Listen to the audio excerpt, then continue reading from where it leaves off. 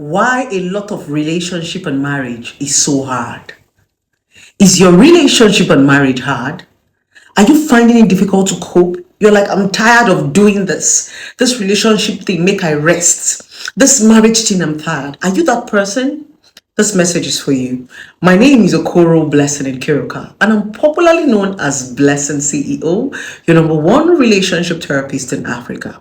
We're going to be talking about why relationship and marriage is hard. It's so hard.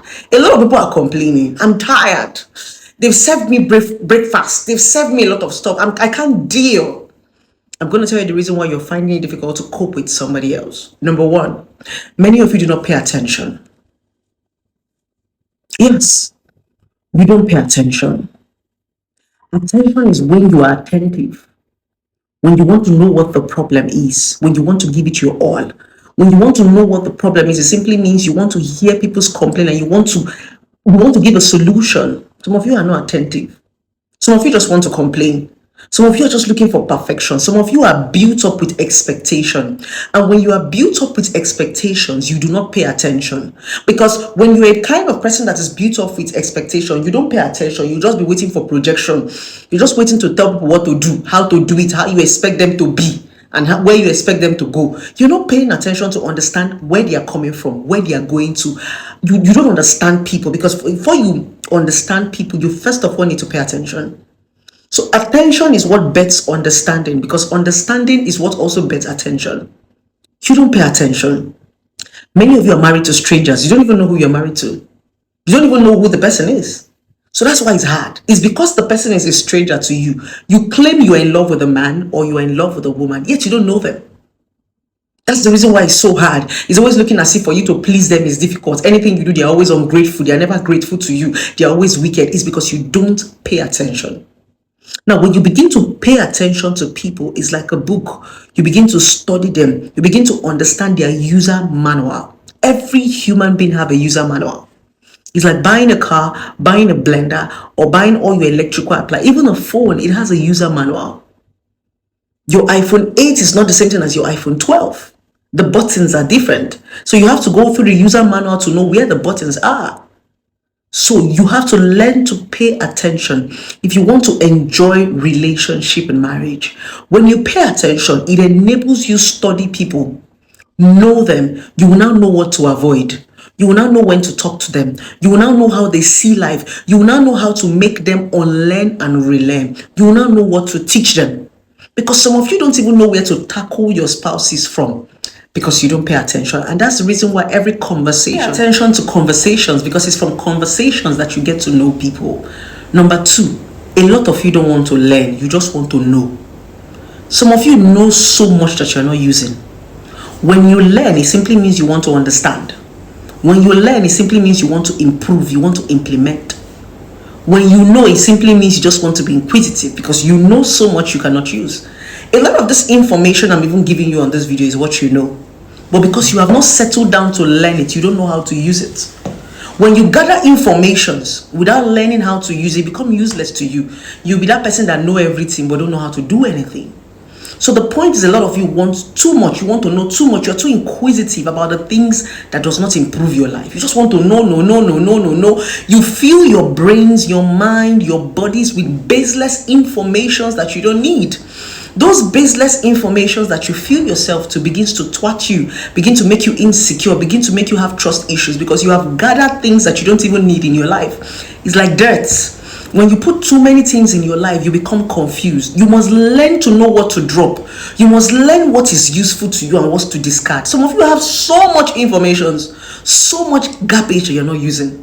So it enables you not to learn. You are filled up. It's because you are filled up. That's why you don't want any other thing to go inside of you. You must learn to unlearn and relearn. You must learn to throw away all those things that you think that you know, and learn new things and imbibe new things that are useful to you. Remember, I said these things that you know are the things that you're not using, are things that are not useful to you. So they are occupying space in your head, in your mind, and in your brain. Yes. So you need to unlearn them. You need to throw them away. Yes, and begin to relearn new things that are more useful to you. If you're in a relationship, start to learn what is called basic fact of communication. Start to learn how to talk, because you cannot be in a relationship and in a marriage without knowing how to talk. Conversation is the main thing you're going to do in a relationship and marriage. If you want people to love you, if you want people to understand you, if you want people to trust you, communication is where it starts from. Exactly. So you must learn to throw away all those garbage that you know and imbibe learning, because when you learn, you want to know how to utilize the informations and the things that you have around you. Number 3, a lot of people don't know what marriage is all about. Many of you just want marriage. You just heard about marriage and you want it. So the point now is, many people who are married today are not even supposed to be married or be in a relationship. So we have more wrong people getting married. Now, when they get married, they get damaged and they now have bad experiences and pollute the people who are actually ready for marriage. Many of you who are getting married today are not ready for marriage.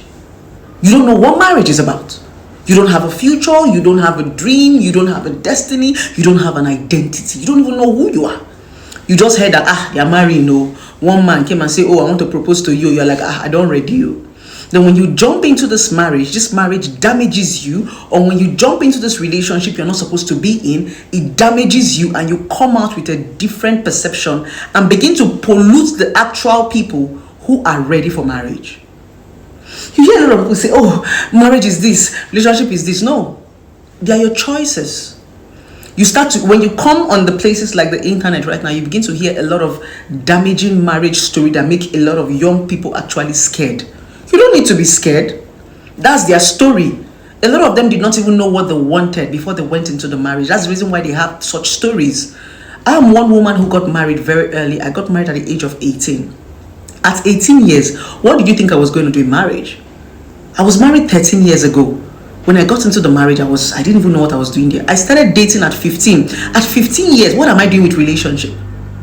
I wasn't supposed to be in a relationship at 15 years. I was supposed to be reading my books. I was supposed to be studying. I was supposed to be becoming something.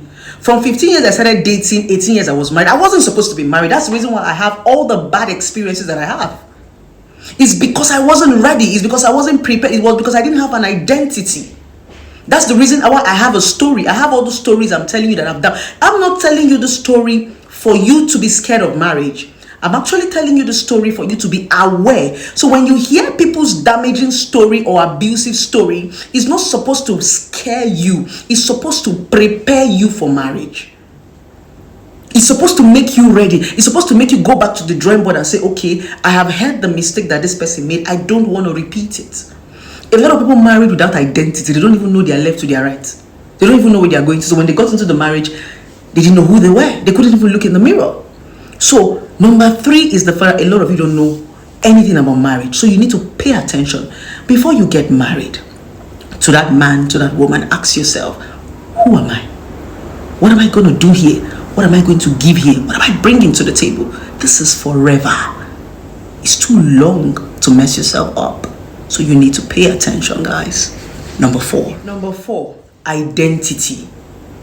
People don't even know who they are, and they are in a hurry to go and know other people. So when they get there, they get lost in other people's shadow. You can't be rushing into relationship and marriage when you don't even know who you are. You need to first of all have an identity, because anybody that is coming into your life is coming to know you and coming to love you. The question is, who are you? Some of you don't even know who you are. So when you get into the relationship and you get into the marriage and you don't have an identity, those people who you want to love and who you want to date will begin to project their identity into you. You lose yourself. Many of you have lost yourself in relationship and marriage because you jumped into it without even knowing who you are. Remember, when people come into your life, they are coming to know you. You're not supposed to lose yourself. It is you that is the attraction. You're supposed to grow. But because so many of you don't know what relationship and marriage is about, you just want to go there, just want to rush. You just woke up and followed the norms. You just heard that you're supposed to be married. When you're so and so age, you're supposed to be in a relationship. No! You young people need to become aware. Awareness simply means begin to ask questions. Before you step your feet into a relationship, ask yourself, what am I going to do there? These are one question that a lot of young people don't ask themselves. This guy is asking me out. I claim I'm in love with him. What am I going to do there? This love we're talking about. Okay, good. I love him. I feel a certain way from him. I'm emotionally attracted to him or her. What am I going to do there? If I start loving this person right now, we start dating, what am I doing there exactly? That is one question most of you have not asked yourself. So ask yourself that question. That's the reason why when you get into the relationship, all you give is your body, your body, your body, your body. They stress you, they drain you. It's because, first of all, you didn't even know what you were going to do in the relationship at the first place. So that's why every day you find yourself making love, making love, making love, making love, making love 24 hours until the person drains. There is nothing to add. That's not what relationship is about. Relationship is more of conversation, communication. Now, the problem is, the reason why a lot of people go into relationship and make love and make love and make love is because they don't have anything to talk about. And when you make love and make love and make love, you don't know the person. It is through conversations and through communication that you get to know people. When you hear the word friends, marry your friend. I'm friends with this person. I'm in love with this person. This person is my soulmate. It's built up communication that make you get to know people. The more you talk to people, the more you get to know them. The reason why a lot of you are living and are married to strangers is because people don't talk. When people talk, they reveal their identity without even knowing. That's what communication does. That's the reason why you must always get people to talk 24 hours, because when they talk, they can't hide. It is people that don't talk that are pretenders. Pay attention to that. Very, very important. Number 5, spirituality. A lot of people are not spiritual enough. Spirituality is not church or religion. Spirituality is a deep reflection of yourself, connecting with your inner being, your body, your mind, your soul coming together to unite, and understanding that there is a bigger force that connects with your human mind. It's called reflection. Spirituality is what we call reflection. Some people don't reflect, they just do everything and anything they like. So you see them suffering from the things that they know nothing about. Spirituality is very, very powerful if you want to enjoy relationship and marriage. You need to have a deep reflection with yourself. Some of you don't have that. Spirituality is not church. Spirituality is not kabashing or praying. You cannot be praying for something you don't even understand. Because some of you go to church every day and you're praying to God to keep a stranger in your life. First of all, you don't even know this person you're praying for. So you don't even know where to tackle the problem from.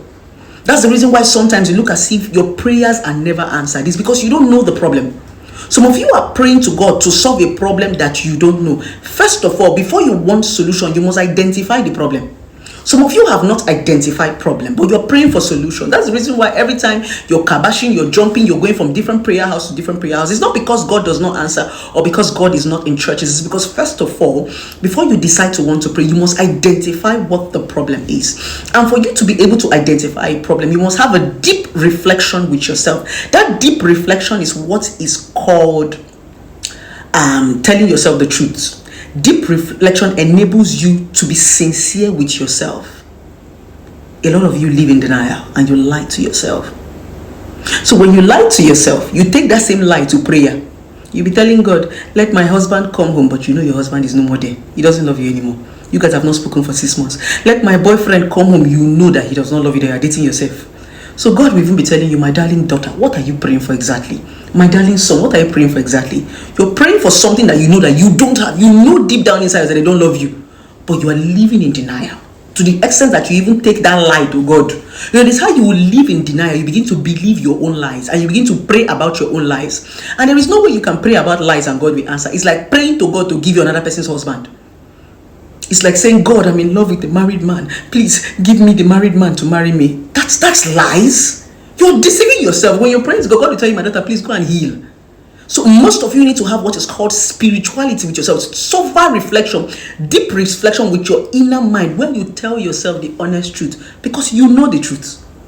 You only use lies to make yourself feel good about yourself. That's the truth. Deep reflection is very, very important. Deep reflection, you connect with your inner mind, you connect with your being, you connect with your conscience, you connect with everything around you. So I urge a lot of you who are not spiritual enough to start your spirituality battle, to be able to sit down. Spirituality is when you begin to ask yourself, who am I? Where am I coming from? Where am I going to? What am I doing here? It takes you to be spiritual enough to be able to ask such depth questions, because these questions are depth. Some people have never asked this question in their life because they don't have that spiritual being. They're just living, they are hovering around the surface of the earth like they don't have an identity. But when you are spiritual enough, you'll be having this deep connection with yourself. You'll be asking yourself deep questions like, what am I here for? And when you have this deep spirituality with yourself, this connection with yourself, that is when you begin to understand that part of the Bible that said, I made you out of my own image. Some of you have not taken time to read your Bible to understand some certain things in the Bible. God said, I made you out of my own image. It is only when you are spiritual enough that you can think to that point. It simply means you are like God, and there is nothing you cannot do. A lot of you underrate yourself because you have not been spiritual enough to connect and to reflect. You are like God. So when you are able to reflect and understand that you are like God, you will see yourself doing things that you never planned you could do. You will see yourself becoming daring. You will see yourself taking chances. You will see yourself begin a journey. You will see yourself start a vision and a mission because you now understand that you are in this world for something. Some of you don't even know that you are in this world for something. You were not just created to be a human being. You were created to help humanity, to make impact. That's why God did not make you an animal. He made you a human being so that you can impact life, so that you can help one another. He made you like him so that we can help one another. That's the reason why it is a human being that will be God to you. If God wants to bless you, he will send a human being. He will send his image to you. It is you and I that will help each other. And we cannot help each other if we do not connect with our spiritual being and reflect and understand the power that we have. That's why it always looks as if this person is more powerful than this person. No, it's because you as a person have not gone to connect with your spiritual being, reflect in yourself and understand who you are. Nobody is more powerful than anybody. Some people just discover themselves before you. And it is only spirituality that can give you that identity when you go back and reflect. If you don't reflect, you can never have an identity. You can never know who you are. You can never have a vision and a mission. This reflection starts by asking yourself depth questions. Who am I? What am I doing here? Where am I going to? Where am I starting from? When you have all this understanding, relationship and marriage will become perfect. Follow these rules. Trust me, they are like the 10 Commandments. I love you guys. Have a wonderful day.